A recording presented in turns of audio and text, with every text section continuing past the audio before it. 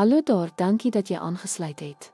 Die aanpassing van jou bemarkingsplan is die sleutel om relevant te bly. Deur veranderinge dop te hou en saam met die mark te ontwikkel, kan besighede beter aan kliënte se behoeftes voldoen en voorbly. Om suksesvol te navigeer in 'n steeds veranderende sakeomgewing, is dit belangrik om die mark gereeld te analiseer deur tendense, kliëntgedrag en mededingeraktiwiteite dop te hou om die nodige veranderinge aan te bring. 'n Reisagentskap kan byvoorbeeld na plaaslike toerisme oorskakel wanneer dit met internasionale reisbeperkings gekonfronteer word. Die benutting van nuwe tegnologieë kan bemarkingspogings 'n hupstoot gee en die bereik uitbrei, soos die gebruik van kie-gedrewe gereedskap vir gepersonaliseerde posveldtogte.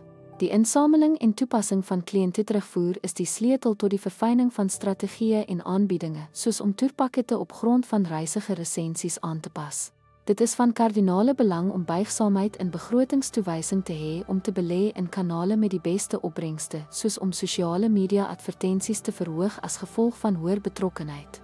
Laastens is die ontwikkeling van rigsteenplanne noodsaaklik om vinnig aan te pas by onverwagte uitdagings, soos om verteelde toere tydens reisbeperkings aan te bied.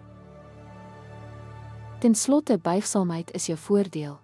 Die opdatering van jou bemarkingsbenadering gebaseer op tendense en terugvoer verseker volgehoue sukses in 'n veranderende omgewing.